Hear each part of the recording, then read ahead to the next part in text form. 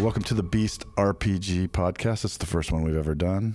We're using a special playtest adventure. We have 4 players here. I will describe the situation in a little while, but I want the players to describe their characters. I might add a little bit as we go on. Let's start with you, Assar. My name is Assar, and today I'm playing Vidfrid. Vidfrid is a socially awkward and impulsive ranger with a Sky Strider subclass that is new to the Beast RPG. The Sky Strider class makes him very mobile, so he can do a lot of quick stuff. And he's also from the unique Fjerfolk that we have. It's a special ancestry.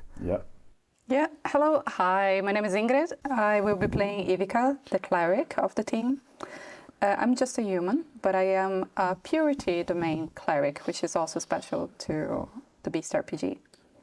There are a lot of small elements, but basically Ivika is concerned about corruption and will do everything to stop it. Hi, I'm Gabriel. I'll be playing as Bergag Winterhjart, a fighter with a new subclass, the Arbalester. I'm also part of the Giant King ancestry, so I am bigger than the others. I am actually a big mama boy. I am brave, determined, and very naive, but I really want my mom to be impressed with me. And I also have a very big, great bow that I can use to shoot my enemies. I'm Johanna, and I'm playing as Rohi. I am a human binder mage smith that's special to the Beast RPG. Rohi is very creative and curious about how things work and how she can make them better. So she's tinkering a lot, using scrap metal. She has a very big heart, but she's not talking that much. And the Binder is a class for the Beast role-playing game, and the Magesmith is one of the 3 subclasses so far for it. So we're going to get started. All of you have known each other for a while in various fashions in the city of Vintervik, which is in the northern part of the Northern Expanse, built along a fjord, backed by mountains. There's a road that leads from Vintervik over the mountains to a village called Tiveden. In between Vintervik and Tiveden, there is a fortified inn.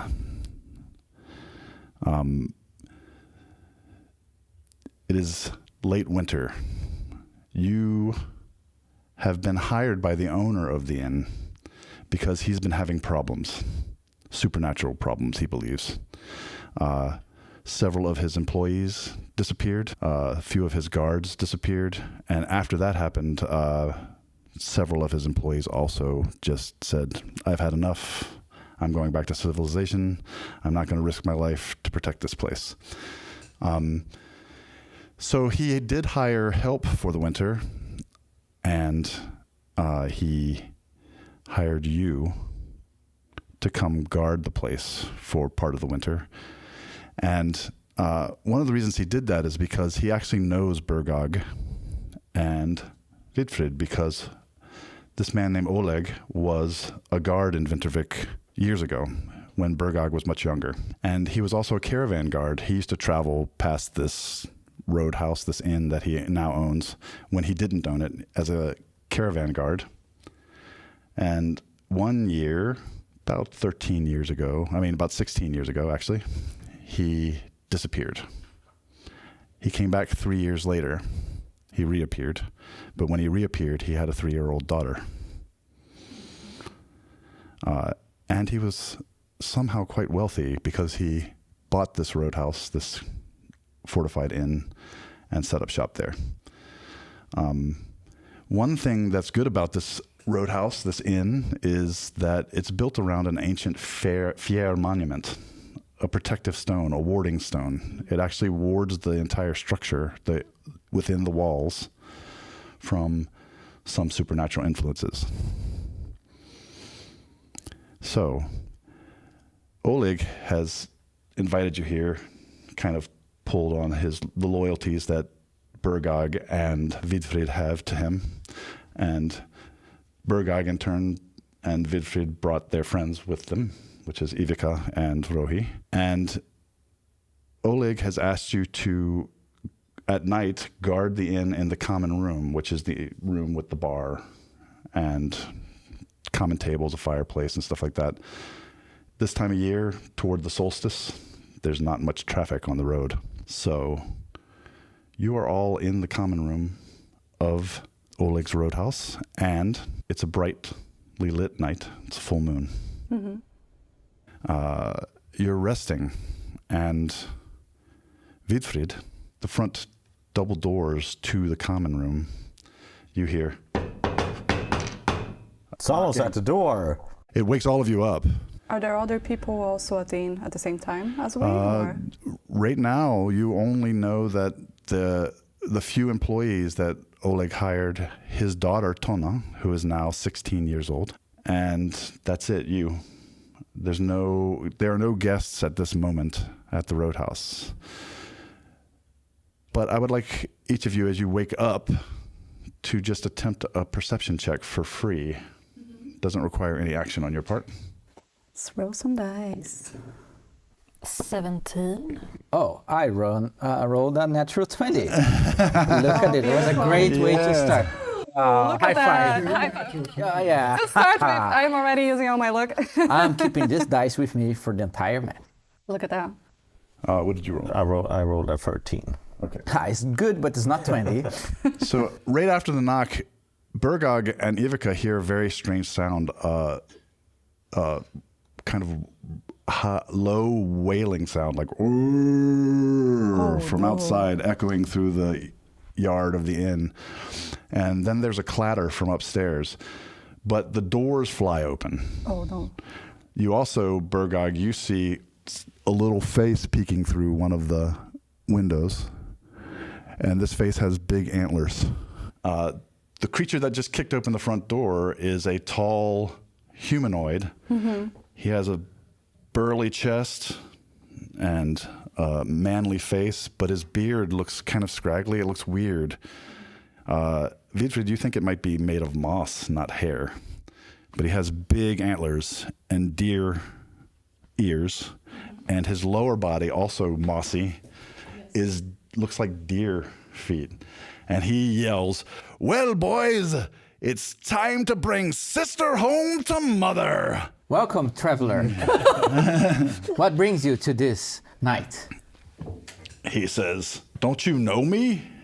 And you realize, each of you very slowly, that you do recognize his face. And the reason you recognize his face is because he's one of the servants that Oleg hired to replace the servants that went missing.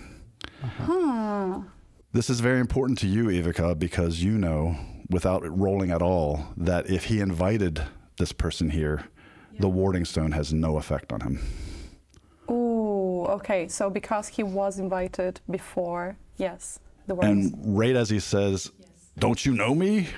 the face at the window bursts through the window, and you hear others coming in from other angles. Oh, I think I know. This does not bode well. This is not natural. We can't let them come in like this. Something's going on. Why not? We're in an inn. I do understand that it is a very dark night outside and people might be coming cold, but this is not natural. Something's going on here. "It's not dark," says the man whose name you know is Daski. Mm-hmm. "But we can light a fire." No, we already have a fire, then there's no need to another fire. Roll initiative, please. I got an 18. An 18. Oh, 22. yeah, 19. Holy crap. We got this. Yes. So, 21. Who got the 21? Yeah. I rolled a 1, not 21. You rolled a 1. You Yes. keeping it.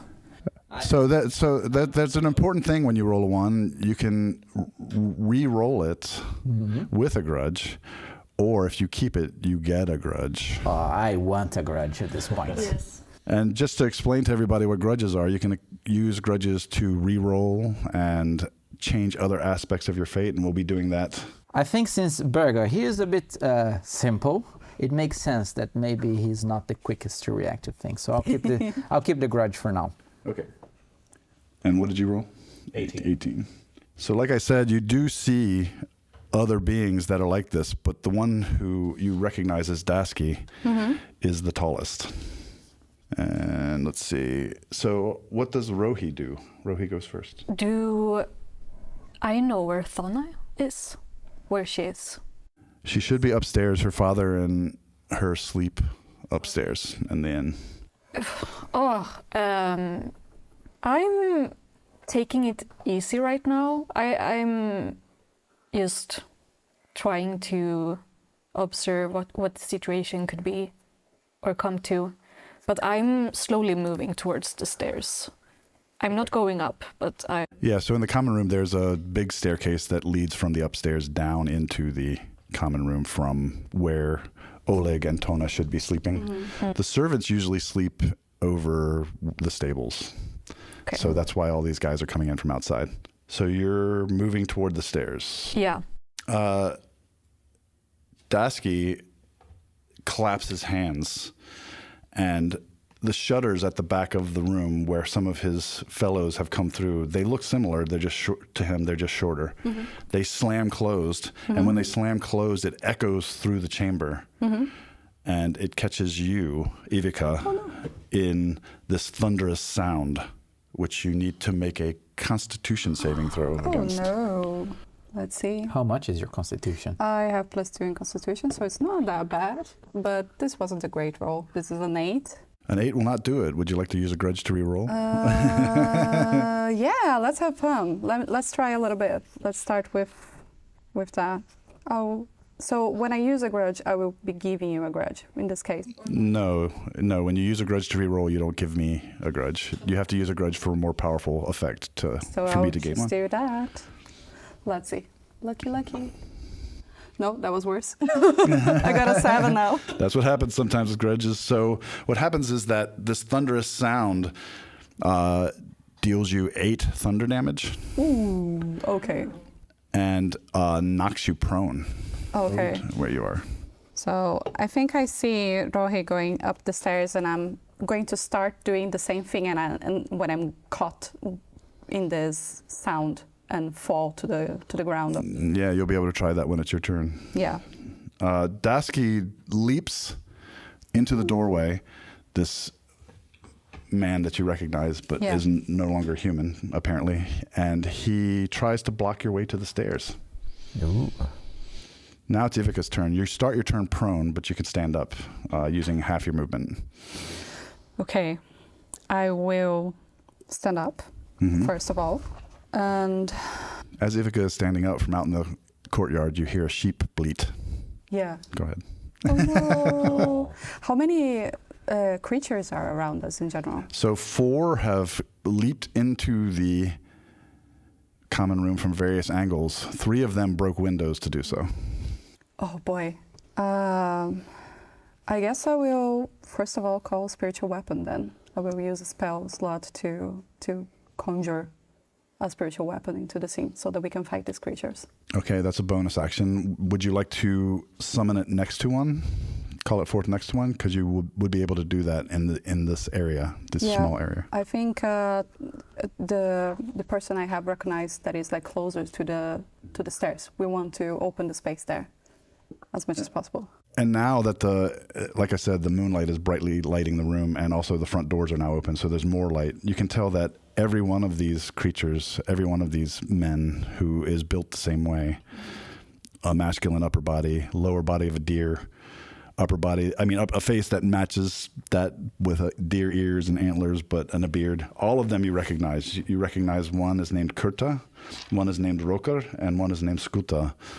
And all of these are servants that Oleg recently hired. Oh God, it pains me so much. I mean, these men have been corrupted in some way, and I know them, but we need to protect this place and do something. So we need at least to get them out of the way to stop this.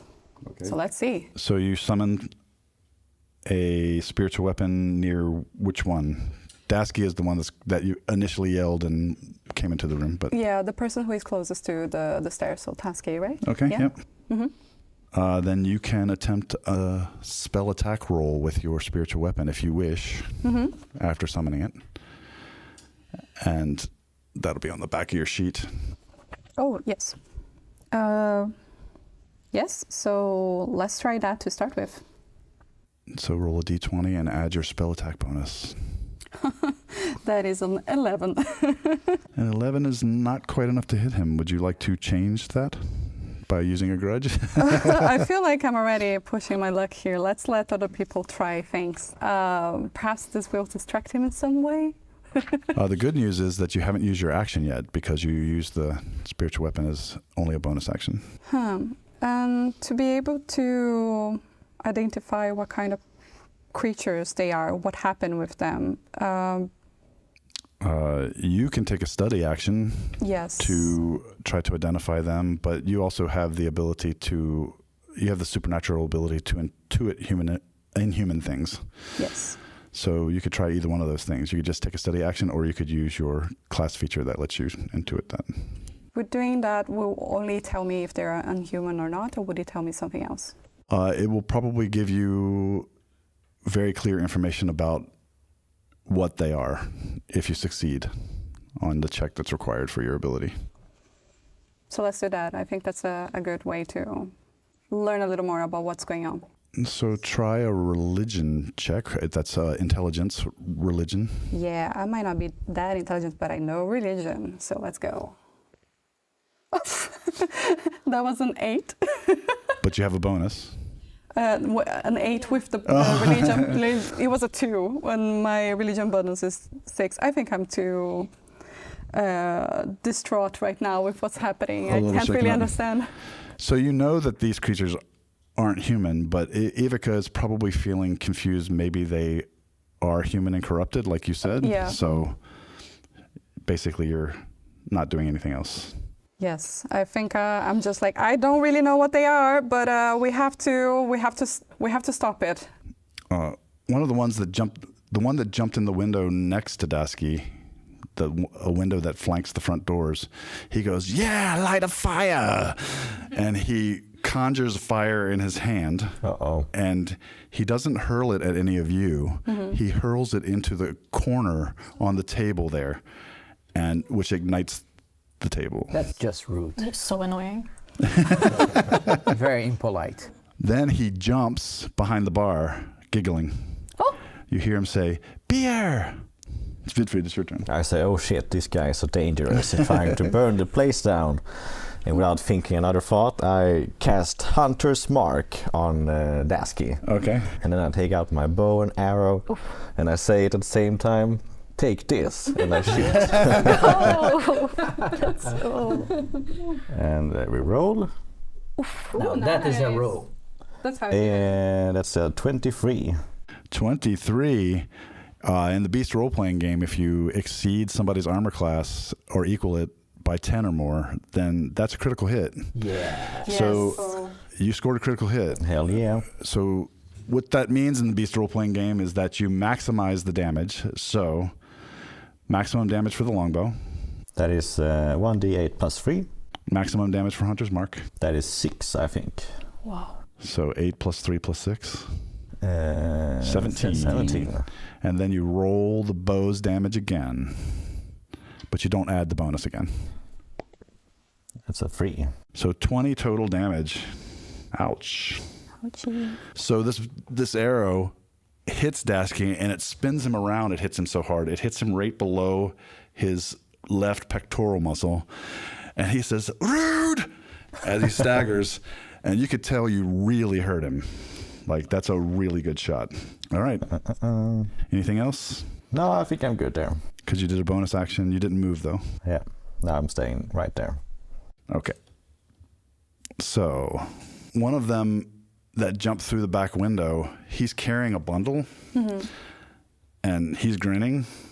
And you realize that the bleat you heard from is actually, he's carrying a sheep. Oh, no. It seems like he's carrying a sheep anyway, because he unfurls this sheep and just throws it into the middle of the room, giggling. And when he throws it into the middle of the room, it bounces around for a second, and then it kicks Bergag. Oh, wow. Okay. That's the wildest kind of attack I've ever seen. We'll see how big that ship is. It does hit you, Bergag, with its little hooves. It really hurts. 7 piercing damage. 7, that's just a flesh wound. And when it kicks you and you stagger a little bit from the blow in your side, Skutta, the guy who threw it at you, claps. And then he runs away from the fire and hides in the corner. But he doesn't really hide because you can clearly see him. He's just sitting there going, smiling and grinning. Then it's Bergag's turn, though. Oh, finally. Well, I am going to follow suit for Vidfrid, my fellow sentinel, and I'm also using my great bow instead. But before, I'm going to use as my bonus action my Arbalester eye. Mm-hmm. And I'm going to, again, follow suit from Vidfrid, aim at Dusky. Okay. Yes, and I'm going to shoot a big arrow on his big, stupid face. Also, Bergag, I think now he realized they're in a bad situation. Until now, he just thought like, oh, they're just guests coming in the middle of the night. And, like, yeah, they look weird, but whatever. Yeah, I mean, a guest is a guest. The antlers, who knows where they're from. But as soon as they attacked my friends, he got very upset. And he also got a bit upset with the sheep kicking him. So now he is on battle mode. So yeah, I'm going to attack. And now, that's what we're talking about. That's 23. 23 is a critical hit. Actually, I have +2 because I also have archery. So again, +2 the bonus. archery is included It's in your included, attack. never That's mind. 24. But still 23, that's a critical, right? Yeah. And I think as my amazing catchphrase, Bergag is not the most creative guy, so he's going to copy Vidfrid and say, take this as well. He thought that was cool and he's going to do the same. Sounds good. Yep. So you do maximum damage for your bow. Yeah, that's 15 from the bow. And then you roll one more d6, one more weapon damage. Oh, sweet, +5. So that's also 20 damage. I'm really imitating him. Good job, Bergag. Thank you, Vidfrid. When your arrow hits him, he falls down. You didn't have to use your top of weapon mastery, but he falls down anyway. And he rolls around on the floor making this bleeding sound. Rah, rah, rah, they hurt me, brothers. Wait, the ship is making sound? No, he's making Oh, Dasky. she's making the ship sound. Okay. Actually, it doesn't. It sounds sheepy to everyone besides maybe Vidfrid and Bergag. To Vidfrid and Bergag, it sounds a little deer-like. Okay. We know our game. Yeah, you have survival skills. It's Rohi's turn. Show them, Rohi. Where is the big guy? In the door, in the opening of the door? Bergag's bow just toppled him over. Yeah, It's not so big Oh, anymore. he's lying down? Yes. he's actually starting to stop moving. Ah, okay. Oh, how close am I to the fire? The fire. Well, you said you were headed toward the stairs, so you're across the room from the fire now, next to the front doors. Okay. I will trust that someone else is thinking about the fire. Oh, I'm running up. I need to warn our host and friend. Are you going to use your entire turn to dash up the stairs? Yes, Or? I'm out. I'm up. Okay. Away. So if you do that, they're fairly steep stairs, but that doesn't really slow you down that much. You get up into the upper hall, and that's where some noise is coming from. That clattering that I said earlier, that I described earlier, there's more of it now. And you hear this strange call from the forest again. It's like Vidfrid and Bergag can tell that it's an elk call. It's Sounds pretty nice. That's like news to me. you know, because you've been here for a few days, that the sounds are coming from Tona's room. Yeah. The little girl, or the teenage girl. Okay. Dasky takes no turn because he is unconscious. Good job. You're So it's welcome. guys. Ivika's turn. Yeah, now I'm thinking, is there an obvious way to turn off that fire, like to put that fire off that I can see? Like, is there material I can drop on You top know or, that there's like, probably do- a barrel of water behind the bar. Yeah. I don't think you have a create water spell or anything like that. So. No, I don't think I have anything like this. Yeah, the only obvious thing is getting water from behind the bar, or there's snow on the ground outside, but that would probably be way less efficient. You just have to find something to carry the water in, because the water barrel that we're talking about probably weighs quite a bit. It's a big, giant barrel that's sitting behind the bar. I suspect she wouldn't be able to carry a barrel of Does she water. have like No. Does she have like a cape or something that she could like help? There might be a bucket or something behind the bar, maybe. Yeah. Okay, should I take care of the fire as everyone else is fighting like that? Me and Vidfrid, You got this, we yeah. got. Yeah, in battle mode. This is not our first rodeo, an elk rodeo, I might have added. Would I be able to do that and also try again to identify which kind of creatures they are, or would that be? So it sounds like to me that you're going to take your actions to get water. Yeah. Presuming you find, in fact, you can see a kettle behind the bar that you could use to take the water out of the barrel. It would take your action to use to study further, although in the Beast role-playing game, you can attempt that action hastily as a bonus action, and you just do so at disadvantage. Okay. Yeah, I would like to try that. That sounds interesting. Yeah. Okay. So I will both at the same time. I will try to grab that water and try to first put off that fire, so that this doesn't become like a horrible problem in the future really fast. And try to identify, like, come on, like, where have I heard about this kind of people before? So you move behind the bar, you grab the kettle, fill it up with water, and you're trying to think about what are these things. Okay. Yes. Yeah. So attempt a. Disadvantage? Yeah. She's clearly the most responsible. Although you could spend a grudge, you could expend a grudge to roll with advantage. To roll like normal. To roll like normal, yeah. Well, I just rolled, so can I choose now to do that, or? Yeah. Go ahead. Yeah, I will do that then. I will use a grudge for that, and I will use my 16 instead of this horrible one. So you realize that these creatures are something that people in the Northern Expanse call skogthrall. They're forest creatures. They're related to, well, with that roll, that was a 16 total? Religion, so plus 6, it will be 24. 22. 22, yes. Okay, so with 22, you realize that they are not human. They were probably either using illusions or some sort of shape-shifting to avoid being observed in their normal form. This is their natural form. Okay. What they want is hard to tell, but you know that they're not human, they're fae. But they weren't human to start with. They weren't human to start with. Yeah, so I think I'm throwing water into the fire and being like, they're not human. They weren't human ever. Do they So have just so any they know. weaknesses that she knows of? I mean, fae. Some of them are vulnerable to fire. But Look at that. And you're throwing the fire out. they usually look Wait woody. a second. I'm not that smart either, so I guess. Well, you haven't quite made it to where the fire is, but you can certainly be saying what you were saying as you take the water over to the fire. As you're taking the water over to the fire, you're realizing that this table, it might take more than one kettle to put it out. Yeah. So I'm like, throw them into the fire instead of like, just if you have the chance to do, fire might do the damage. From the corner, you hear, "Oh no, don't throw us into the fire."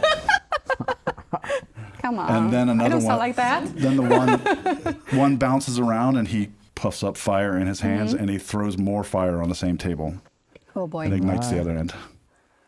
He goes, "Yeah, don't throw us into the fire. That would be horrible." It sounds like they're provoking us.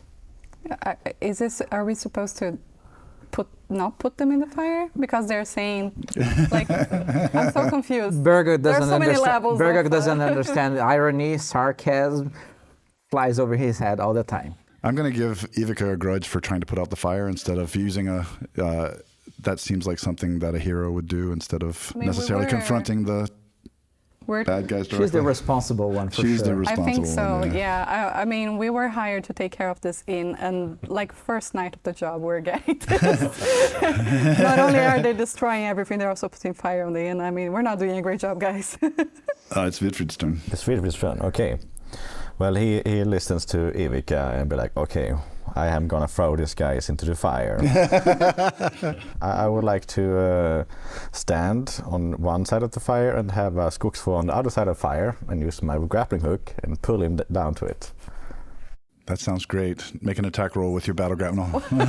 Sounds horrible for them. Yeah. So that's 15. You hit the nearest Skogthra, which is the guy who threw the sheep.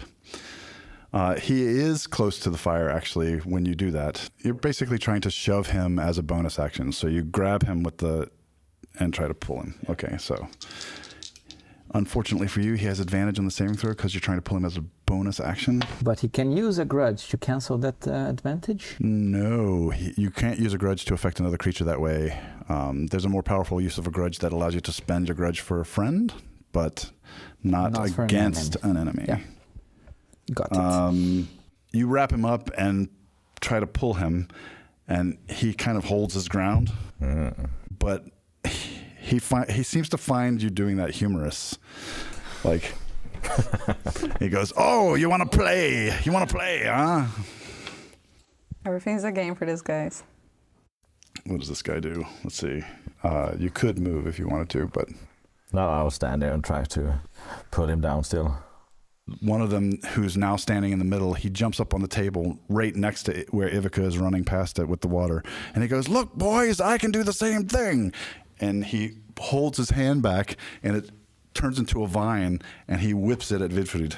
Oh, no. Ooh. Tit for tat. He got a 19. What's your armor class?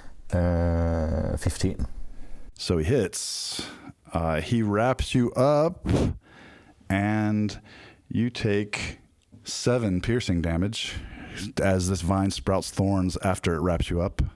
And then he jerks you backward, which forces you to let go of your grapnel. Oh, no. So he releases his friend, and he pulls you up onto the table, prone. He says, "Hello there." Can I use my Fearful now? To do what? Get back up. You can do that on your turn. Hold damage, okay, yeah. Yeah, you can do that on your turn. Because it's technically his turn right now. The guy in the corner that's kind of looking around, he barks something at the sheep, and the sheep jumps up onto the table and then jumps off and bashes its head at Ivika. The sheep is one of them. It's not on her side. Possessed. Yeah. It seems like Skutta can command the sheep that he brought into the room with him. Okay. Scott is the one in the corner laughing like a maniac. Okay. Amazingly, Ivika, even carrying this kettle, she dodges the sheep, and the sheep lands on the floor, scuttling, and then falls down with each leg pointed in a different direction. Then it's Bergag's turn. It's not looking good. All right. guys. Now I want to understand a bit the geography of where I am. Like, who is the closest Skogthra? The closest one is the one that you shot and perhaps killed. That's But there's Dusky. Yeah, he's out. That guy is no guy anymore. the other one is the guy who's been summoning fire. He's the one that jumped through the window right next to the door. Yeah, because I'm a bit upset about the guy who's attacking Vidfrid, my friend, my son. Yeah, that is Roker. His name is Roker. Rocco. How far is he from me? He is well within your ability to reach with movement or to shoot. I actually want to move towards him. I want to grab him and I want to throw him. Okay. That makes sense.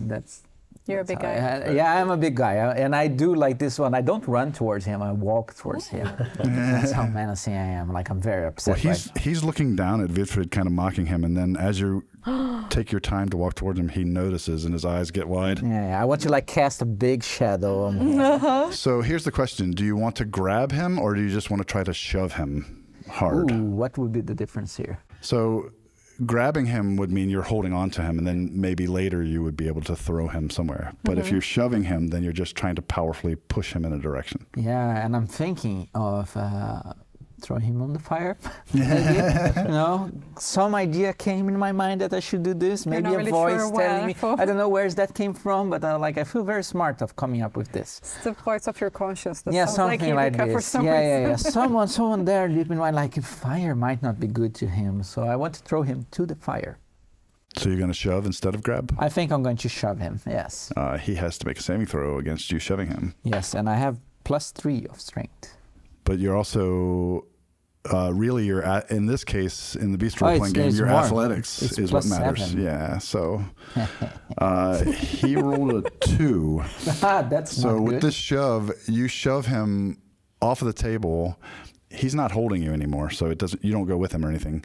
You're just laying on this table in the middle there, and Bergag just comes up and slams him over onto the burning table, and he yells, "Oh no, I'm on fire!" Again, I can't detect if that's ironic or not, so I'm like, yeah, cool. Indeed, you are. Back. It looks like Bergag that Roker is going to use the momentum that you gave him to roll off the table. So he's still moving. It looks like he's moving willingly with the momentum that you gave him. So he might end up in the corner of the room next to the table rather than still on top of the table. Did the fire catch on him? Yeah, he's burning. Nice. Yeah. Is that like on Bergag eyes? Is that like doing good, or is like? It seems like he's not going to leave himself in the fire. I mean, Okay. Yeah, So it's not great for him. So something happens now that hasn't been happening before. Rohi is at the top of the stairs, where Tona's room, the teenage girl who is the daughter of Oleg, lives with her father. Her father lives in a different room farther down the hall. The door to her room bursts open. When it bursts open, a wolf emerges. And this wolf is the size of a horse. Oh, Rohi is by This herself wolf there is in the this. size of a Like, horse. oh, It has dark hair that actually reminds Rohi of Tona's actual hair. The wolf has eyes that are green like Tona's. And the wolf has forelimbs that look like hands with claws. Oh, that's so cool. And weird. Disgusting. oh no, it's so good. Oh, And as it emerges into Yeah. the hall, it glares at you and snarls and charges straight at you. And as it snarls, you see its eyes turn milky white. oh. Wait, that's bad. It could be bad.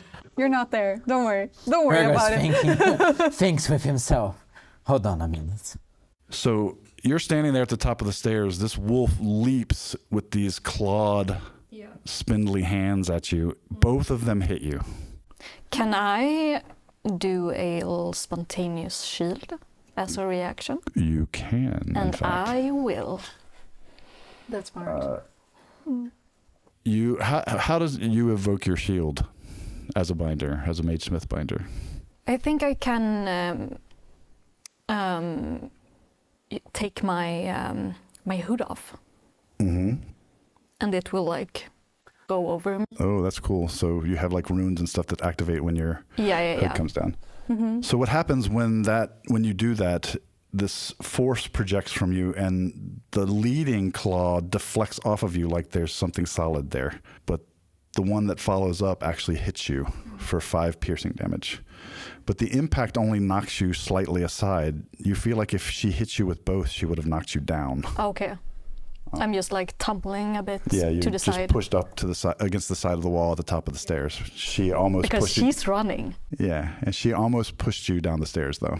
That preventing one of those hits seems like it prevented you from being knocked down. Okay. Yeah, good job. Oh, she's so cute. Her jaws snap shut near your body, like she was trying to bite you, but she tries to just go past you. Okay. She doesn't stand there to fight. She tries to leap down the stairs, provoking an opportunity attack from you if you wish to take one. Ah, wowee. Okay. I'm feeling a lot. You're feeling a lot. I'm feeling a lot. Okay. Many emotions going right now. Yes. It's like When I- really big wolf, but also Oh, but the it's daughter. also and teenage girl. I feel right now just let her go. Okay. Yeah, and I will take my focus on trying to still go down the corridor and warn Oleg. As the wolf attacks you and you're deciding to let it go, you hear a door slam open at the end of the hall, and Oleg is standing in the doorway. He clearly sees the wolf because he like, oh! Yeah. And then it goes past you, and he says, "Where did that come from?" And It's Tona. It's Tona. I'm going to give you a grudge for letting Tona go. Yeah, okay.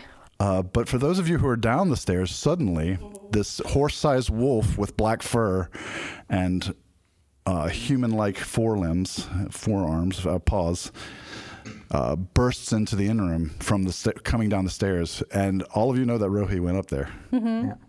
I think Bergag just screams, "Wolf!" He does make none association with Tama. He has no idea who that one is. He, like the idea that the hair is her color hair, their eyes like just flies over her. It's just a big wolf. Yeah. I think we were all pretty shocked to You're see a all- wolf Yeah. coming down the stairs. Yeah, like how So- did it get there? Bergag just yells, "Wolf!" Wolf, that's what he does, yes. And Ivika instantly recognizes her coloration, and so does Vidfrid. Okay. I'll get there. You got us. Exactly. You. Not exactly a wolf. We'll talk later. I am literally the boy who cried wolf right now. I like that. Let's give you a grudge.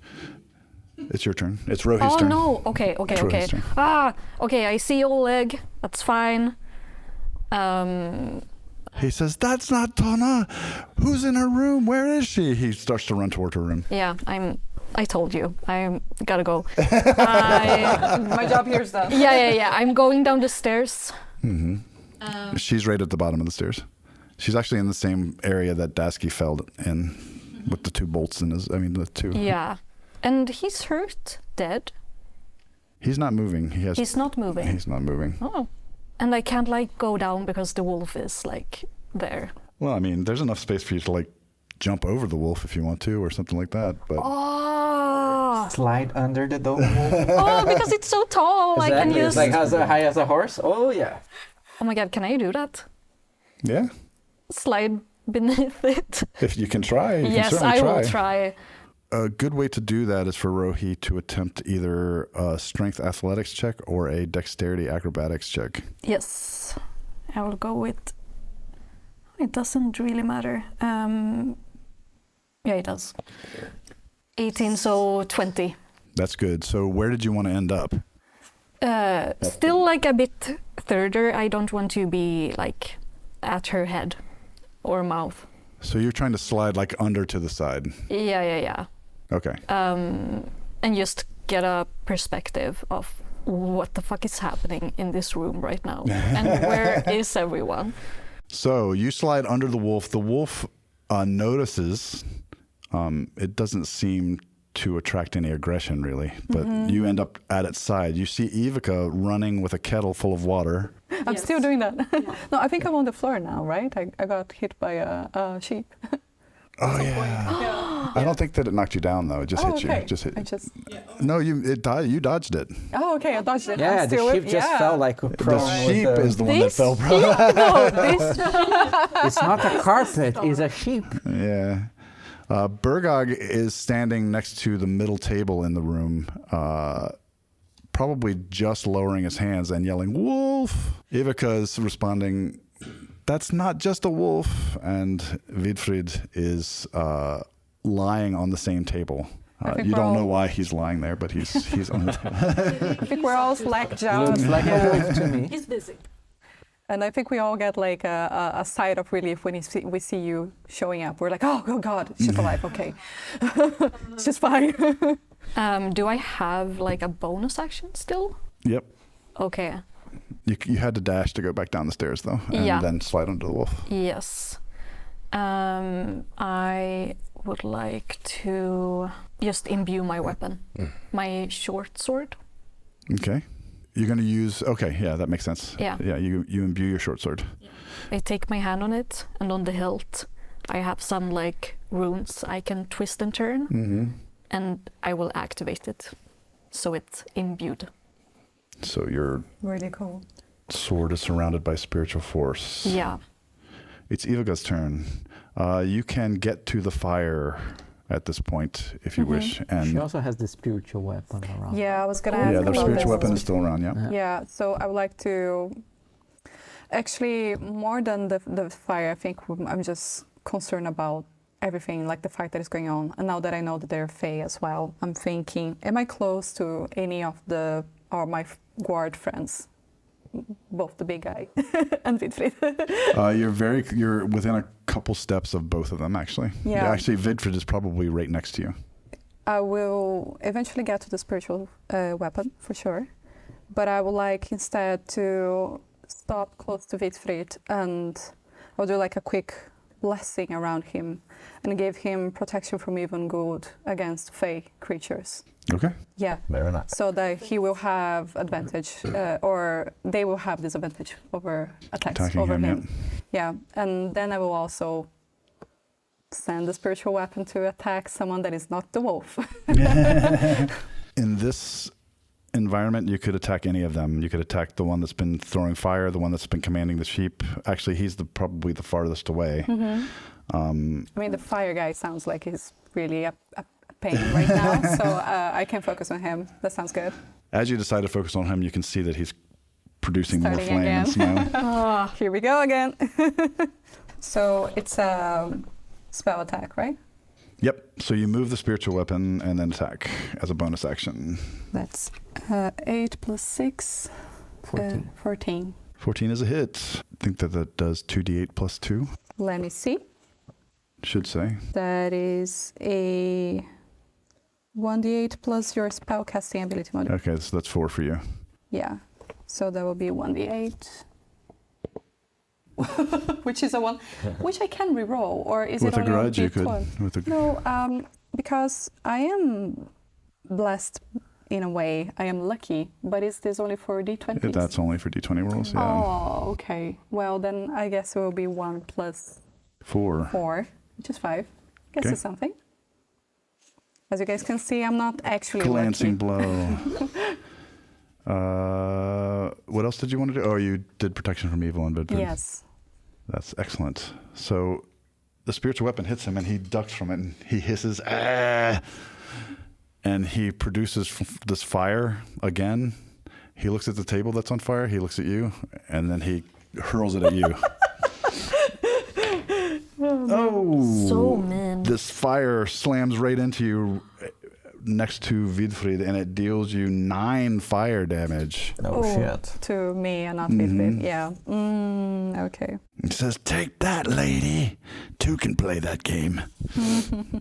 And then the one in the corner that's been directing the sheep says, time to go, boys. Sister's here. Gonna go away. Bergag is confused because now he thinks the sheep is the sister. And he's like, she's a sheep, not a deer. Again, the wolf is not crossing his mind. It's like, Yeah. It has to be the sheep. It has to be the sheep is in front of me, like prone with 4 feet. Let's give you a grudge for making the whole table laugh. How about that? When he says that, the guy who threw the fire, Kurta is his name, he nods and he, without turning around, just jumps back through the same broken window into the out in yard and starts to hop away like a deer bouncing. It's Vidfrid's turn. I react to this by standing up because I'm lying down right now. Yeah, And lying is down that on the table. Is that an action? No, it just uses part of your movement. But here's a cool thing. You could try to stand up more quickly by making an acrobatics check. I will stand up more quickly. Because you're a big hero. That's a 4 plus acrobatics What's your acrobatics bonus? plus 5, so 9. That's enough to reduce the movement it costs you by 5 feet. So you do stand up quickly, just not quite as gracefully as you'd hoped. You didn't do the martial arts kip up quite. You stumbled on the table a little bit, maybe. And then I lock eyes to the guy who controls the sheep. Mm-hmm. And is it more than 10 feet away? He is. I will run to him Okay. Oh. and take out my short sword Okay. And your dagger? and my dagger. Intimidating. And I will do the mobile strike here. As you run toward him, makes a face like he's really afraid, but you can tell by the way his eyes are lined, and his eyes are kind of smiling that he's mocking you, not really afraid of you. And I get a little bit upset by it. Yeah. So I start moving in faster. All right, so you're going to attempt attack with your short sword? Yep. Let's do it. Here we go. And it's a fuck. Oh my god. It's a what did you roll? Curse these dice. A 2. You're going to use a grudge on I'm that? going to use a grudge. Is that All also right. 2? Yeah. Yeah, okay. Rewind. Oh, no. All right, here we go. The spirit's reacting to Vidfrid really well. So it's 22. 22 We're like, is a "Not very today." solid hit. So Yeah. in the Beast RPG, according to the current rules, rolling 5 above somebody's armor class is a soft critical, which means you just roll the weapon's damage twice. So you roll 2d6 for the weapon damage. Oh, that's cool. Fun!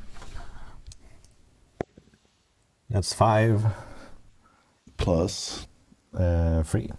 and you didn't have Hunter's Mark on him, but you did use your mobile strike, so that's another d4 damage. Ooh. 4. Wow. That's a 4. Perfect. So you really run up and skewer him. And how much damage did you do? 5 That's plus a 3 lot. plus 4 Yeah. is That's 12. Yeah, so, and now you haven't used your bonus action, right? Exactly, so I can use my dagger. And because of your weapon mastery with the short sword, you can make that attack at advantage. Hell yeah, that's what I'm doing. Wow. Oh, I wow, say, you're laugh brutal. at this, Yeah. and I try to poke him with my dagger. Okay, I will use the 21. The 21 is a soft critical, so roll 2d4 damage. With your offhand weapon, you don't deal your ability score bonus, but you do deal that. Oh, 7. Yeah, you stab him twice, and he's not smiling anymore. He's like, oh! The one that rolled across the table continues to roll, and he jumps out the back window that he came through. You see him bounce away. The one you just stabbed, he takes the disengage action so he can move faster. And he jumps out the window nearby too, except this one wasn't broken, and he points at you as he's jumping out the window, and the window shatters and bounces into the inn yard. Okay. It is Bergag's turn. The only target you have left, Bergag, is this wolf. Oh, no, hold on. You're forgetting the sheep. That is true, although the sheep stands up and makes its way toward the front door, but it is still visible to you. Stop the sheep, stop Yeah. it. Sheep is the sister, guys. Clearly. Bergag, stop the sheep now. I'm going to say that right as Bergag sees the sheep, he realizes that he recognizes that sheep. It's one of Orleg's sheeps. Oh my god, it makes perfect sense. This sheep. Like I need some backstory about it. Like, what was her name? Where she came from? What is? Well, her name is lore behind the Lucy. sheep. Her name is Lucy. Yeah. Lucy the sheep. No, I'm actually a bit confused now because all the guys just skedaddled except for the one that's lying down in the door, Dusky. We give him a bit of a beating. You did. And I actually don't know what to do about the wolf. I just scream, wolf. Like, it's still there. Well, and then just to remind you, Ivika just said, it's not just a wolf. We'll talk about that later. It's true. It's a wolf, but it's not a wolf. And then the sheep, the sister, ran away. I think what I'm going to do is I run towards the window, and I really want to shoot. Those guys really annoyed me, especially the fire guy. Now, I mean, all of them, like the fire guy, the guy who got Vidfrid, the guy who threw the sheep at me. All of them, they're like not good in my They book. have reasons, and I really want to shoot one of them. So you can easily make it to the window because you're right next to the middle table in the common room, or to the doorway. The doorway is good enough to see out into the inn yard, and you can see the fire thrower Kurta bouncing through the yard there. Yeah, let's get the fire thrower, I guess. Unfortunately, since I moved already, I cannot use the Arbalester eye, but that's okay. We just shoot with my great bow. Yeah. Yeah, I don't. But I have to say, the guy who was laughing at Vidfrid, he annoyed me the most. Can I shoot him instead? Unfortunately, he must be moving somewhere along the side of the inn where you can't see him yet. Okay, so that one I can just like wave my fist at him. I'll get you next time. But the fire guy, I got you. Yes, so that's a 17. 17 is a hit. He hears the crossbow report, the big chunk, and he jumps to the side, but you still hit him. All right, that's 11. Ouch. Plus 3, that's 14. Would you like to use your weapon mastery, which is I topple? surely will. I surely won't, sir. That really sends him spinning, and he has to make a saving throw, which he fails, so the bolt knocks him down as well. But he's clearly still alive because he's starting to struggle back to his feet. It's good because I have questions for him. How is a sheep your sister? That's the first one that comes in my mind. How is that possible? Most important questions first. All right. The wolf picks up Dasky in its jaws and runs into the courtyard. Oh, I had questions for him. She runs past the big stone there. You hear another call from the forest that sounds like an elk call. And the front gate to the fortified inn bursts outward. Bergag is the only one who can see this at the moment.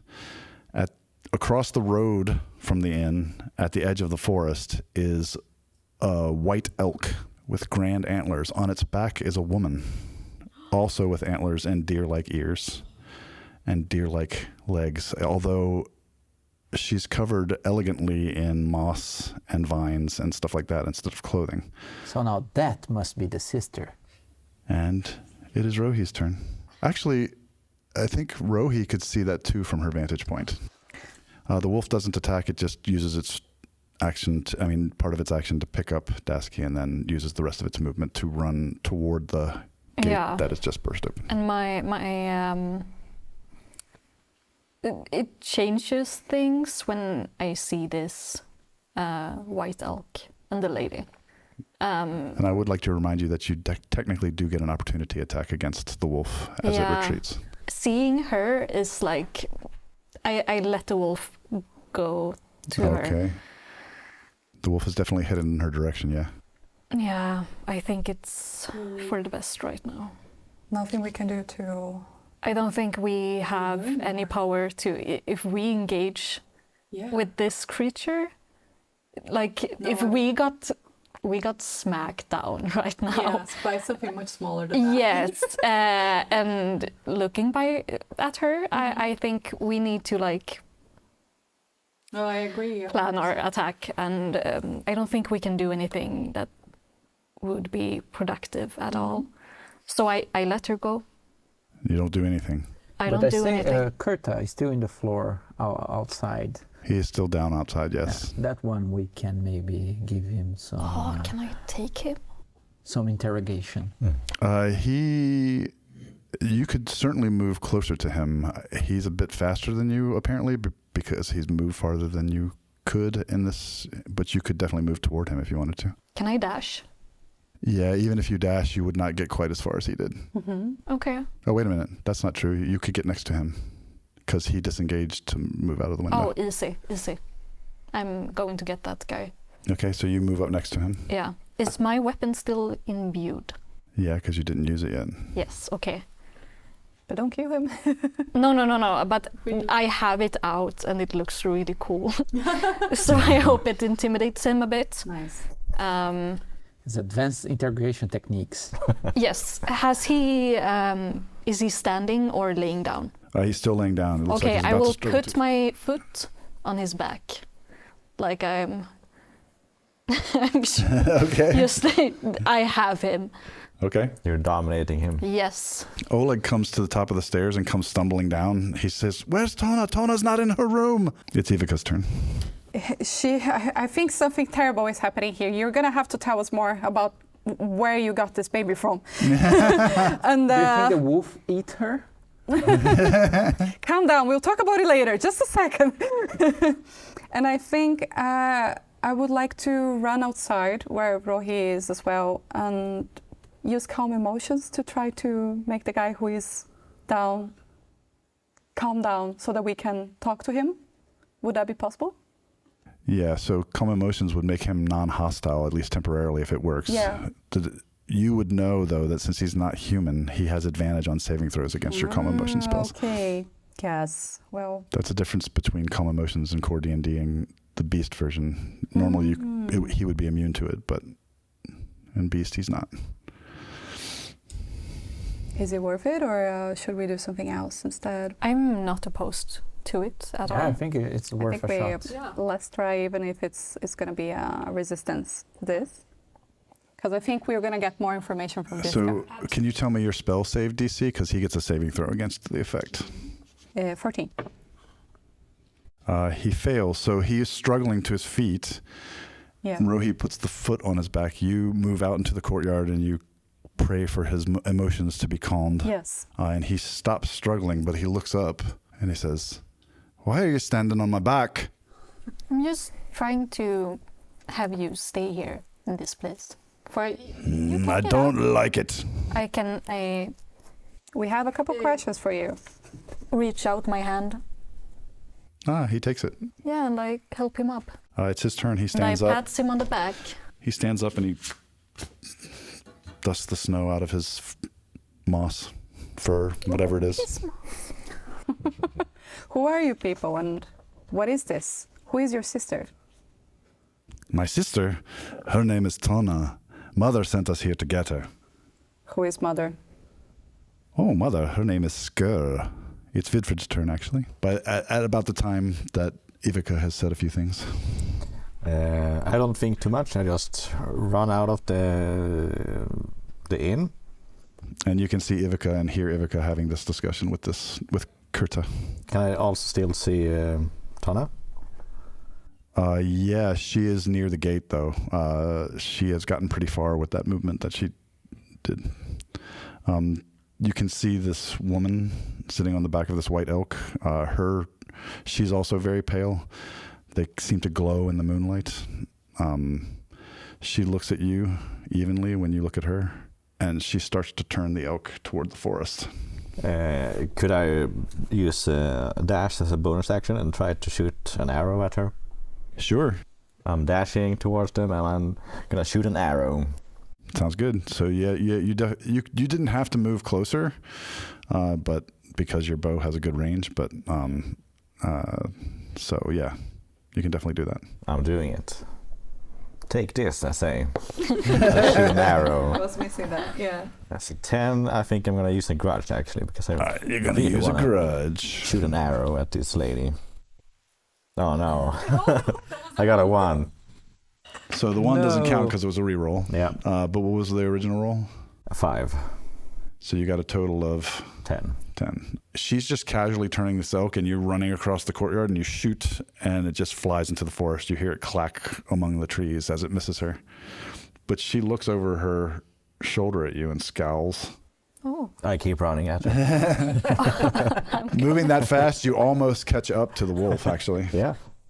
I'm gonna get him. You see one of these little guys come from around the side of the inn, jumping like a deer. He's really moving. He's moving so fast that he passes the wolf and makes it out of the gate before she does. Then another one of those guys that jumped out of the back of the inn, he also comes running around and he passes the wolf as well. He's moving so fast. It's Bergag's turn. They do not do anything but move. Yeah, I think I go running towards my friends to see what's up. At this point, I really don't know what's going on. So I need to ask some questions, and I think my question is like, what's going on? Are you asking this to us or to I am the asking guy like as a general, like... And you see Ivika talking to this guy who's just standing there kind of. He goes, "Hey, you shot me." Yeah, you throw fire at me. He points behind you. He goes, "Yeah, you better do something about that." Oh shit. Oh, no. I gave up on putting water there. Does Bergag do anything else? Somebody could respond to him because everybody is standing there now. I kind of feel like almost like using a great bolt as a dagger to stick another one at him just because I'm annoyed. But at this point I see a fire. I'm a bit concerned. Yes. You hear Oleg in the head's on fire. Yeah, I can imagine that right now we can't like just use a kettle of water to put the fire off. It's not burning that fast, but it is. Okay. There's still a significant fire there. It's not a total emergency, but it could get that way very quickly, probably. May I ask, Ivika, you're a magician. Can you take that fire out? Not really a magician. That's not something that exists. When Bergag decides not to do anything but run out and ask what people are doing, the wolf runs into the forest too. So all of the Skogthra, besides Kurta, whom you're talking to, have made it to the edge of the forest near this woman on the elk back, and so has the wolf. When that happens, mist fills the forest, and they disappear. And there's another call, like an elk, and the one in front of you goes, "Bye!" He starts to try to run away. Can we try to stop him? Of course you can. Oh yeah, get him. Should. It's Rohi's turn I'm first. so tired of this guy. It looks like that call cleared his head to you. Would I be able to attack him with my short sword?